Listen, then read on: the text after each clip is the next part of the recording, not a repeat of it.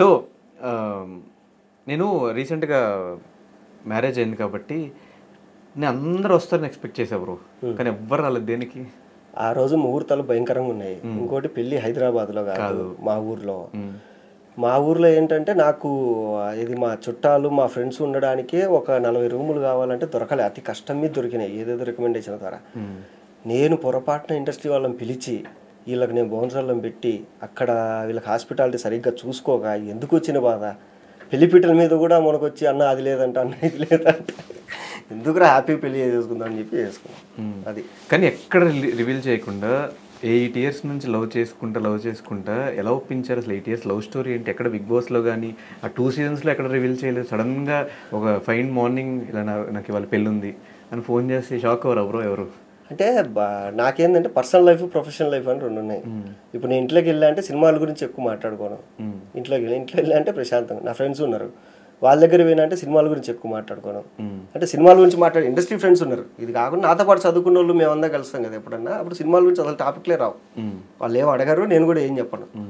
So అట్లా ఏంటంటే ఎప్పుడు ఫస్ట్ నుంచి లవ్ చేసుకోవాలనుకున్నాము. లాక్డౌన్ ముందు చేసుకోవాలనుకున్నాము, కుదరలేదు. సరే చేసుకుందాం లాక్డౌన్ వచ్చింది.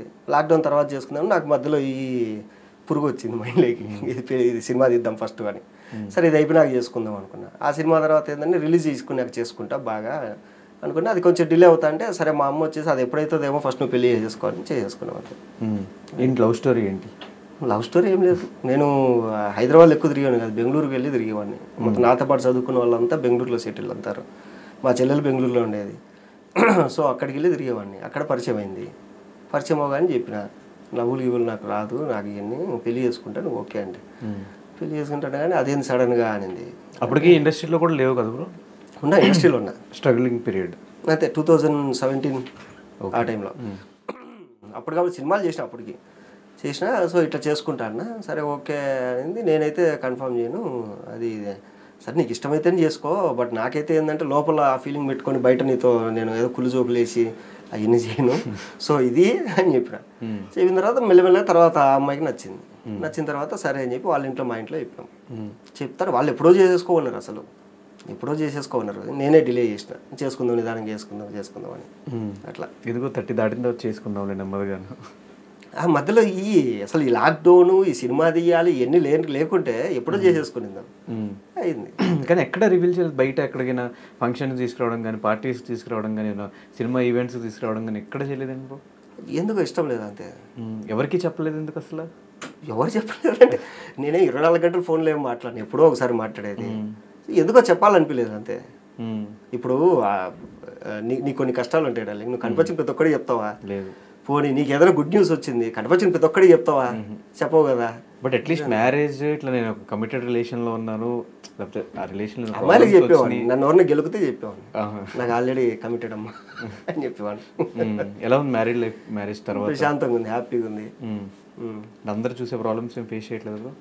ఏం లేవు. అందరూ అంటారు కానీ అవి ఊరు కామెడీకి చెప్పుకునేవి అవన్నీ.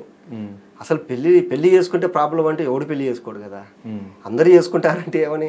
నీ ప్రతి సీజన్కి ఇంతమందికి పెళ్ళిళ్ళు అవుతున్నాయంటే మామూలు ఏది జరగాల్సింది అది జరగాలంతే.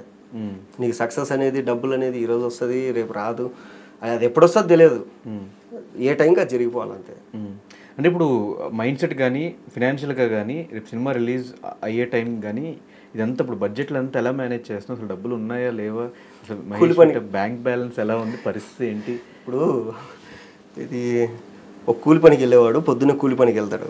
కూలి పనికి వెళ్ళి పొద్దునంతా పని చేసి సాయంత్రం వచ్చి ఒక 1/2 కిలో రైసు, ఓ 2 పచ్చడి ప్యాకెట్లు, ఓ పెరుగు ప్యాకెట్ కొనుక్కొని అన్నం పెట్టుకొని తిని పండుకుంటాడు. నాకు ఇప్పుడు ఏంటంటే పరిస్థితి, ఏదైనా ఛాన్స్ వచ్చిందంటే వెళ్ళాలి, ఒక 10 రోజులు షూట్ చేసుకోవాలి, ఆ డబ్బులు వచ్చిందంటే అది తీసుకొని వచ్చి సినిమాకి పెట్టుకోవాలి, ఇదే ఉంది. అది మరి ఇప్పుడు ఆ పని లేదు కదా అంటున్నా. ఉంది, ఆ పని ఏం లేదు. చిన్న సినిమాలు హ్యాపీగా చేసుకుంటాను నేను. నీకు పెద్ద సినిమాలో కనపడట్లేదు కానీ చిన్న సినిమాలలో మంచి పేమెంట్లు ఇస్తారు, హ్యాపీగా ఉంటుంది. చిన్న సినిమాల్లో నీకు భయంకరమైన పేమెంట్. పెద్ద సినిమాల్లో మనం డిమాండ్ చేయలేము. సార్ నేను ఇంత తీసుకుంటాను సార్, మీరు ఎంత ఇస్తారు చెప్పండి సార్, ఇంత అయితే ఇస్తామమ్మా, సరే ఓకే సార్. చిన్న సినిమాలు ఏంటంటే మనం డిమాండ్ చేయొచ్చు, లేదంటే ఇంత ఇస్తేనే వస్తా అంటే సార్ నా కోసం రండి సార్ అని చెప్పి పిలుస్తారు. సో అదే హ్యాపీగా ఉంది. ఇప్పుడు ఆ పుష్ప సినిమా డేట్స్ వల్ల ఓకే చేయలేదు కదా? డేట్స్ కాదు ప్రాబ్లం, ఏంటంటే అసలు పిలిచారు చెప్పారు, అయిపోయింది. నా తర్వాత ఇంకొక 2-3 ఆప్షన్లు కూడా ఉన్నాయి, అందరిని అనుకున్నారు. లాస్ట్కి ఏంటంటే కొత్త వాళ్ళతో వెళ్దామని చెప్పి కొత్త వాళ్ళతో పోయారు, అంతే అంతే. అనిపిస్తుంది ఒకవేళ యాక్సెప్ట్ చేస్తుంటే వాళ్ళ సేమ్ మనోళ్ళలాగా ఒక 4-5 సినిమాలు హీరోగా చేయొచ్చు అని. ఏమో అది చేయలేదు కాబట్టి నేను సినిమా తీసుకున్నానేమో, పెళ్లి చేసుకున్నానేమో, ఏమో. చేస్తుంటే అనుకుంటే డ్రీమ్ సినిమా హీరోగా చేయడము, డైరెక్షన్ చేయడము ఈజీ అయిపోయేది కదా. వస్తుంది ఇప్పుడు. అంత పుష్ప సినిమాలో కనుక నేను ఉండింటే అసలు ఈ చేసేవాడినే కాదు ఇవన్నీ. ఆ మార్కెట్ పెట్టుకొని ఫస్ట్ అన్ని సినిమాలు ఓకే చేసుకుని ఒక 5 ఏళ్ళు వచ్చిందంతా దోచి పెట్టేసుకుందాం పక్కన అనుకునింది. ఏం లేదు, నీకు ఆకలి అయినప్పుడే ఏదో ఒక ఐడియా వస్తుంది, ఏదో ఒకటి చేయాలి మనము అని. అట్లా పుష్ప 2లో మళ్ళీ ఏం ట్రై చేయలేదు? ఏం ట్రై చేయలేదు, ఛాన్సెస్ కోసం ఏం ట్రై చేయలేదు. ఫస్ట్ టైం పిలిచారు వాళ్ళే, సో మళ్ళీ ఏమన్నా ఉన్నా కానీ వాళ్ళే పిలుస్తారులే అనుకున్నా. ఇప్పుడు అసిస్టెంట్ డైరెక్టర్లు ఏదన్నా ఉన్నా కానీ ఎప్పుడన్నా కనపడినప్పుడు చెప్పేవాడిని, అన్న ఏమన్నా ఉంటే పిలవండి అన్న అంటే సరే రా అంటారు. తర్వాత వాళ్ళు ఏం పిలవలే. అది అంటే నాకు ఒకటి ఉంది దరిద్రం ఏంటంటే, పిలిస్తే మంచి క్యారెక్టర్ పిలుస్తారు, లేదనుకో అసలు క్యారెక్టర్ ఇయ్యరు. ఏంట్రా అంటే ఆ చిన్న క్యారెక్టర్ ఇచ్చి నేను అవమానించలేము రా అంటారు. ఏదో ఒకటి ఇవ్వండి అన్న, ఏదో ఒకటి ఇవ్వండి అంటారు నేను. చిన్న క్యారెక్టర్లు రాక పెద్ద క్యారెక్టర్లు రాక అదే ఉన్నది పోయింది ఉంచుకున్నది పోయింది అన్నట్టు. సో